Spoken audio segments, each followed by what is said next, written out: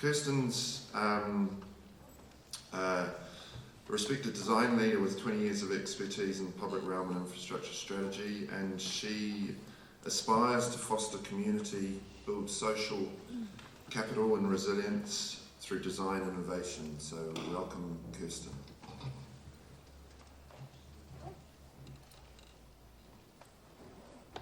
Good morning, everyone. As you've heard, I'd like to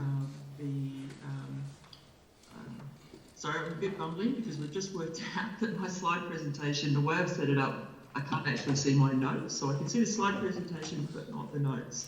So bear with me if I get some of these facts particularly wrong or I get a bit sidetracked. So please take that into consideration. But first of all, I'd like to pay respects to the traditional owners of the land that I am on this morning, which is Wurundjeri land in northern Melbourne, and also to pay my respects to the First Nations people of New Zealand.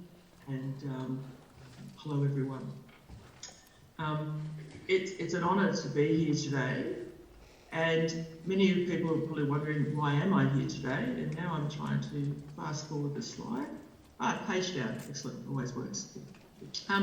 So this is part of my background I'm showing here, as in what can I share with you that may be of benefit to all of us. I'm a landscape architect, predominantly working in the built urban realm in terms of large-scale infrastructure, large-scale public realm projects, and this is a couple of the projects I've done recently. So very sort of different type of work.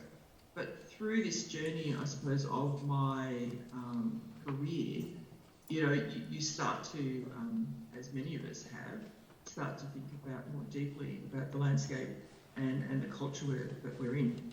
So many of the more recent projects I've been involved in, they've had a much stronger alignment in terms of what we call principles about connection to country, significant collaboration with traditional owners and artists, and a more significant, I suppose, integration, or more of an influence, I suppose, from not just design, but to the governance of design and to the setting up systems to allow for a better connection and reconciliation with traditional owners. And I suppose I must say, Australia is significantly far behind New Zealand and many other countries. So what I might be speaking to you today, you might quite fairly say, well, I did that about 10 years ago. And so, I appreciate that. In a sense, this is a particular journey that I am on, and also a particular journey that I am on with some traditional elders and a community in Melbourne around the Yarra River, which is the major river in Melbourne called the Birrarung. So in a sense, we're sharing our journey with you and where we're up to today on that journey. So in terms of talking about the Birrarung, the four areas I wanted to touch with you today was the idea of the living entity, what is the Birrarung and it as a living entity, a little bit about the governance framework around what has occurred in Melbourne around the Birrarung, the idea of the Great Birrarung Parkland in terms of new typologies of public open space and public realm, and how can these things become part of the city shaping equation, and also issues around net gain that I understand we've got your own sort of legislative frameworks around that, but this new idea of net gain that we've been developing. So starting off with the living entity, the Birrarung, the Wurundjeri people, just a bit of context. These are the different tribal or language groups across Australia. You see Melbourne in the middle, the Wurundjeri, the main sort of traditional owners around the Birrarung that you can see scooping through there. But it is also, we have the Boonwurrung or the Bunurong are also to the south, which are also part of the Kulin Nation, which is the broader traditional owner group of Melbourne itself. The Birrarung, and this is a great image, this aerial image, it shows you that the complexities of the river, it is one of the major growth cities in Australia, significant numbers of population. At the same time as the river reaches right up to a place called Mount Bulbul, which, the river starts as a spring. It's about a 200 kilometre corridor from Mount Borbor all the way down to Port Phillip Bay. So very complex, in a sense, living entity in terms of the different geologies, and communities that it flows through. The most significant thing for us, and obviously not for yourselves, but the Willetking Birrarung Wurrung Act was brought in to form a new type of protection and a new type of governance structure for the Birrarung Yarra River. What was unique about it for Australia is, I haven't got my facts here, so I better get this right. Pretty much it's the first act, particularly in Victoria and maybe Australia, where an Indigenous language was utilised in the forming of the Act.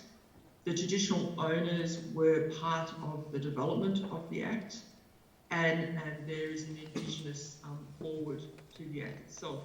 But more, which is totally horrifying when you think about it in terms of colonisation, this is the first time the Indigenous elders of the land of Melbourne have actually been entered Parliament and participated in their sense to come into fruition of this legal act, which is, both incredibly encouraging but also discouraging in many ways. So there's Auntie Alice there talking to the act in her own language, so that's the first thing that happened in our Parliament. So this is the forward to the act, and so it actually is also in Woiwurrung or Kulin Nation language. And obviously the most significant thing here is for them, in terms of, the Birrarung is alive. It has a heart, a spirit, and is part of our dreaming. We have lived with and known the Birrarung since the beginning. We will always know the Birrarung. And really, in a sense, to say again, we have obligation to keep the Birrarung alive and healthy for all generations to come. And every time we meet with them, which is quite on a regular basis, it's always, if the river is healthy, our people are healthy. And in a sense, we've started to, translate, if the river is healthy, Melbourne is healthy. And obviously, we are part of a very small component of an overall movement across the world that you yourselves have been major leaders in terms of recognising rivers and landscapes as living or legal entities. The Yarra River hasn't become a legal entity in its own sort of right, as what's happening in New Zealand, but it is a living integrated entity, and that's the first time a river's been defined in such a way in Australia. So quite a significant thing. At the same time, we're on this journey in understanding the river, both the river, its banks, its water and its landscape, as in it's a living system. It's not just the water river itself. But one thing we've been talking with the elders and with many of the communities about is that it is a young river. It's still a river in formation. And so what does that mean to a living entity that it's still forming itself? 18,000 years ago, the Yarra River used to flow all the way through Port Phillip Bay into the coastline, and then even 1,000 to 2,000 years, there was still a lake within the middle of Port Phillip Bay. And what's incredible, of course, is because of the 60,000 plus, or who knows, continuous living heritage of the Indigenous people, the traditional owners, they have stories still that talk about these major geological changes within the riverscape. So they become living stories of today, the river, which is really extraordinary.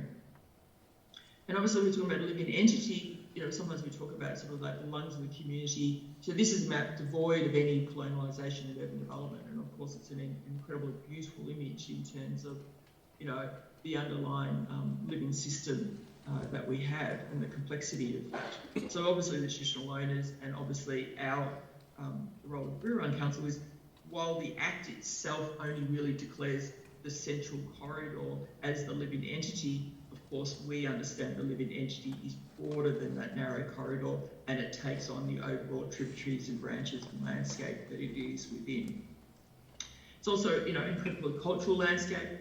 We're doing a lot of work with universities at the moment as part of our role. So this is from a university student in Melbourne, trying to express the overlay of, colonisation, settlement, Indigenous cultural practice and new ideas all on sort of one plan, which is fantastic. Is, obviously, if anyone knows Melbourne, Queensbridge right in the middle here with my cursor, I hope you see. that is the fundamental link between fresh and salt water. So Indigenous people have been coming to this area for gatherings for millennium, but also at that point, because it was the edge of the salt to freshwater, this also became the point of the formation of Melbourne. So obviously there's incredible correlations and developments, and unfortunately that coincidence or that geographic sort of advantage in a sense, unfortunately, pretty much exterminated the majority of the Kulin Nation in this area. And the Wurundjeri today really only come from one descendant, which is, when you think about it, a whole new group has come from one descendant because of the decimation. So that's something I always feel quite, emotional about in some regards, that has come down to that. Many other things to talk about, but obviously, in a sense, the story I'm telling you here is the story of many rivers and many cities across the world. But it's always about finding what can we learn about this shared history and the way we've, obviously manipulated our landscapes, but also what does it mean to the future? So, this is the settlement pattern of Melbourne overlaid on the river, and of course half these river courses have completely disappeared in the meantime. So it starts, for me as a landscape architect and also part of the Birrarung Council, it started this question in terms of, this is a living integrated entity, but it's also a highly urbanised, manipulated living entity. So we've had conversations with the community and with students about what is this new Birrarung, what is the future of the Birrarung, and many of people, of course, start to talk about, the past, about reconstructing the river to its past state. And we're always talking about, well, what is this past state? And even talking to traditional owners, they don't want to necessarily go back to some idealised version of nature pre-colonisation and pre-settlement. They're talking about, they are fundamentally looking to the future.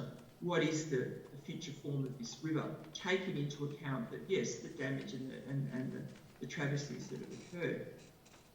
And I always put this image up because it just shows you how absurd some moments of colonisation are. We all have them. So you can see Birrarung in the middle of the Yarra River flowing through, something turned into a tidal harbour. This is the docklands, if you know Melbourne. Melbourne's there is essential. And, just the absurdity of some of the ideas that are going on in terms of this used to be a massive swamp here where it says England, Ireland and Scotland. We've all heard a great deal about this. It was fun and amazing, that they've turned this incredible swampland into this idealised, picturesque version of colonial England. So it's always good to remember that. But also, Melbourne, like many cities, we turned our river into an incredible drainage system. First, when we came, the Westerners, it wasn't a living entity, it was a drain. And it was actually declared by Melbourne Water and the authorities as Melbourne's #1 drain. How's that for a name? And here you can see the incredible network. Before it's this breathing lung, and now it's this significant infrastructure of water development, bringing it all down to the Yarra River. So we talk a lot to people saying, people talk about, it's a living entity, we want to improve the water quality of the river, let's do something in the river. And what I fundamentally learnt, and obviously landscape architecture, most of us will know this, that if you want to improve a river system, you have to move upstream. And it fundamentally is very difficult for the community and government to understand that it's not just the protection of the river, it's changing the fundamental way we deliver water to the river, which is what's happening, how we develop our new suburbs is in a sense more important than potentially protecting some of the lands along the river, because that impact of that water will have significant impact. But also I think what's unique about the Birrarung is it's the major water source of Melbourne. It creates, we've dammed it, we have water catchments up the top, all our water, predominantly all our water comes from the Yarra River, which is extraordinary. Not many other cities have that opportunity to actually be able to have that high level of water quality. But also it means we've changed, I think the flow is about 50%. So when you talk to traditional owners, and I'm sure you have these conversations in New Zealand about, cultural water flows, environmental water flows, not just flood control and water catchment. And, what I'm involved in, we have been given the power by the government to change the cultural water flows or how much water is coming out of the river. but obviously that is the fundamental issue for the traditional owners. It's the water issue. You know, and this is the other dilemma, as we all know. You know, I sometimes feel like, you know, let's move through this, the urban growth issue, and this is something we're trying to work with the community on, and the government, in terms of, you know, this discussion about, well, let's just protect the river. And what we keep on saying is, we can protect the river in its current status quo, but that we can't actually protect it in its status quo. To just keep things alive and stable, you know, it will constantly erode, because we've got more people, more climate change, more density, more runoff, and all of that. So in a sense, you have to do more to just keep it as its status quo. And our governments haven't really caught up to that concept at all.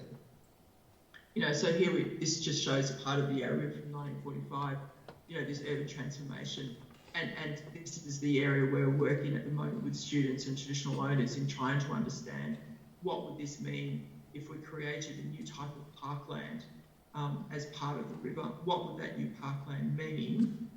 Incorporating freeways, you know, residential development, ecological areas, and a whole stack of things in terms of this shared future, you know, transformation, while at the same time, obviously, learning from the past, learning from culture, and learning from country. So the biocultural governance, this is a quick image of all of us. I'm just going to check my time in here. Oops, I'm nearly running out of time. So, as you see, at the moment, there's about 12 members. 4 have to be elders from the Wurundjeri area, and potentially taking on some of the other Kulin nations as well as the legislation develops. We've actually got 2 landscape architects. Alex Lee is also a landscape architect, which is quite fortunate. So a whole series of interest groups. But we develop our purpose statement as a council. So we're a citizens group. You know, how do we champion the interests of the Yarra River as one living and integrated natural entity?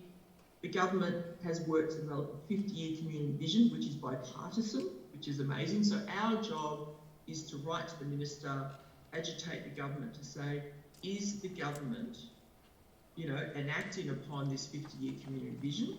And also, is the government adhering to, or at least seeking to adhere to, the Wurundjeri water policy, which is their own policy around cultural water? So that's, in a sense, our purpose statement.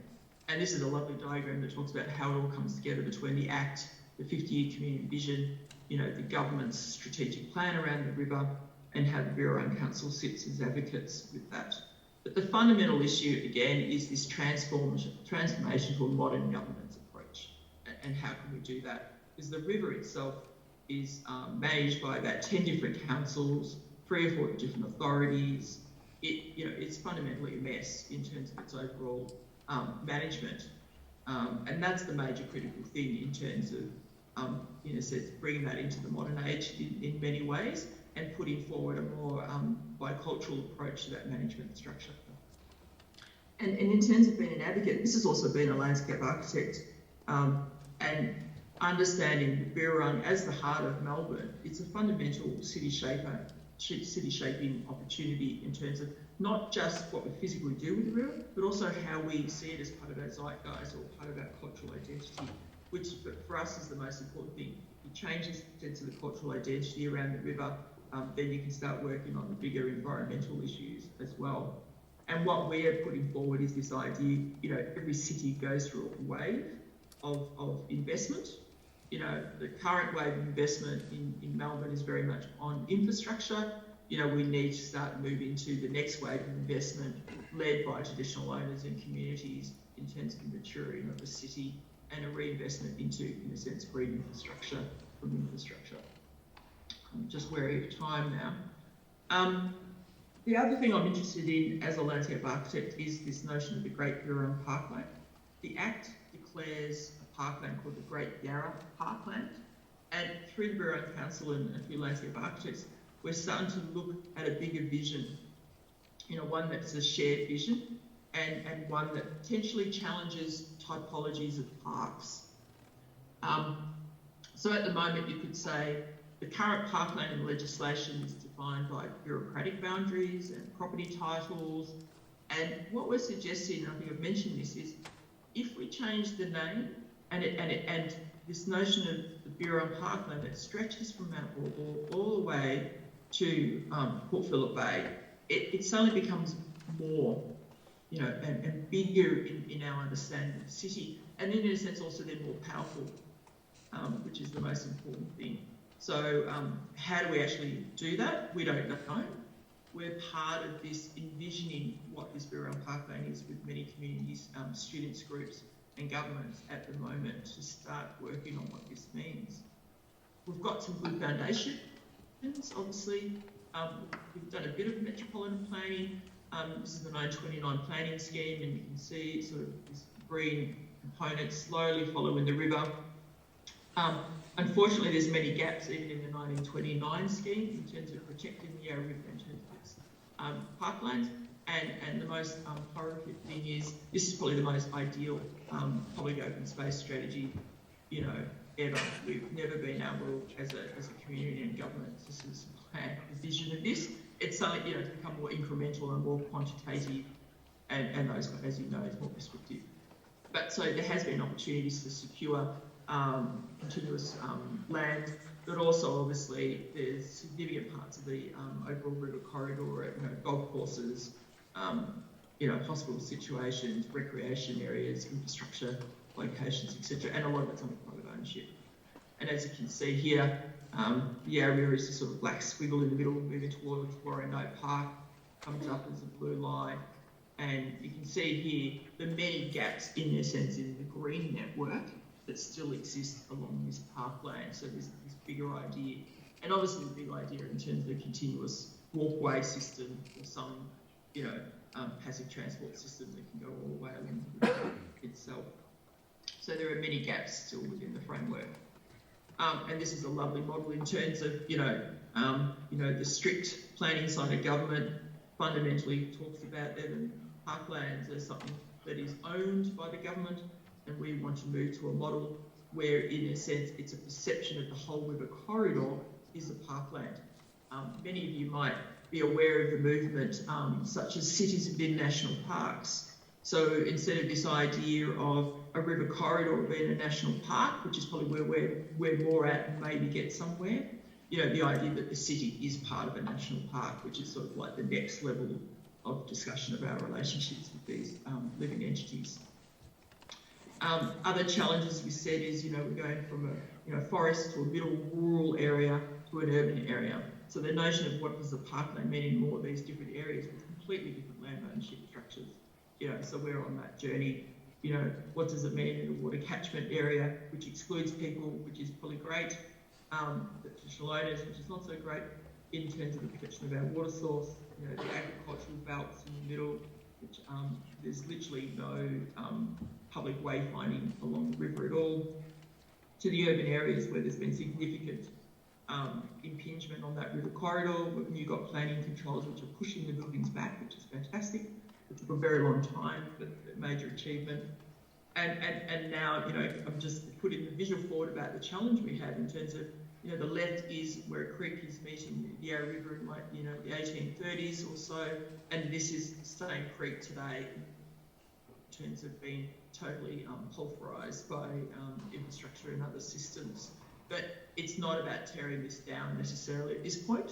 Maybe when we lose all the cars, it is, but how can this form a meaningful connection for people?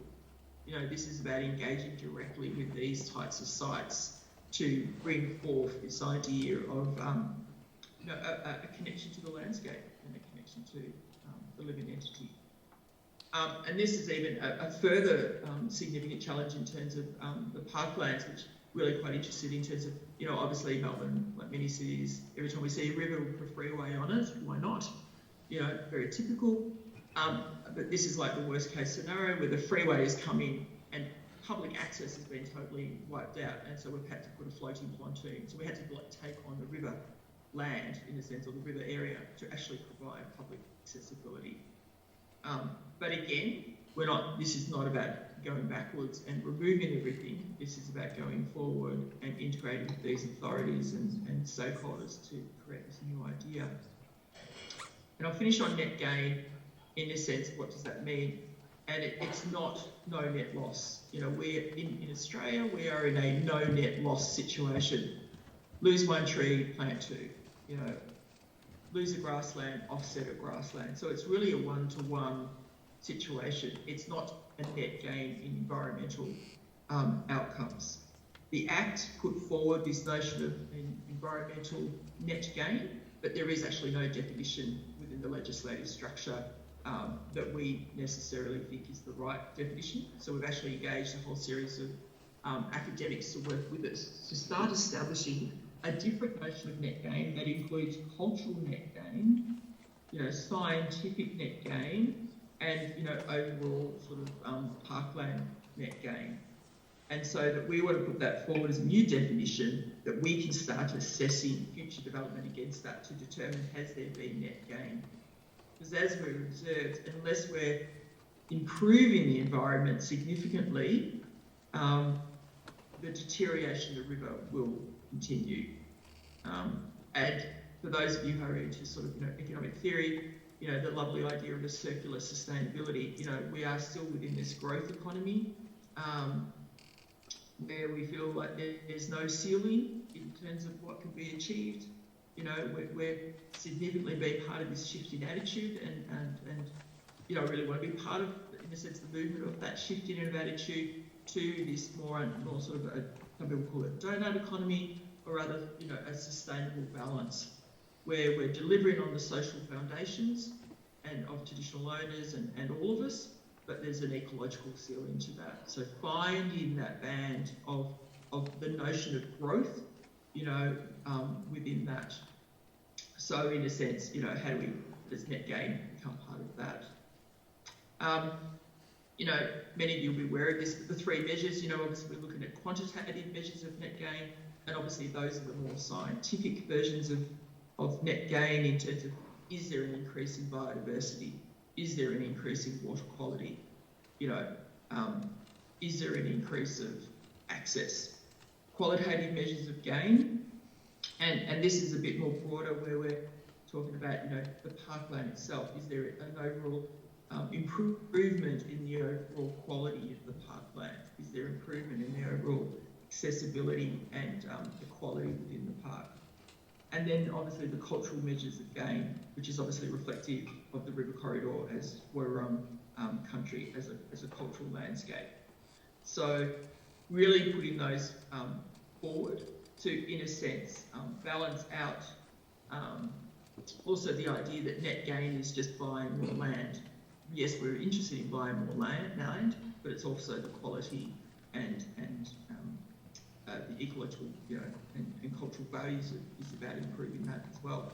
So even though it might seem very obvious, obviously if you're in, you know, landscape planning and those kind of areas, it's very difficult to achieve this within a legislative structure to, you know, to such that any government agency that comes along to the river and puts down a bridge across the river, it's not just about mitigating the impacts of that bridge.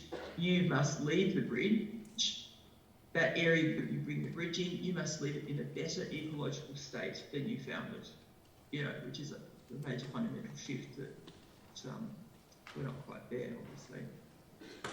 So I'm not sure about timing, so I'm a bit confused about time, but that's okay.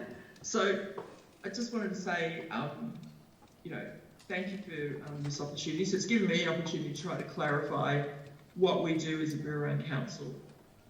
Where are we heading? And how are we trying to understand what a living entity is within Melbourne and within our sort of cultural framework?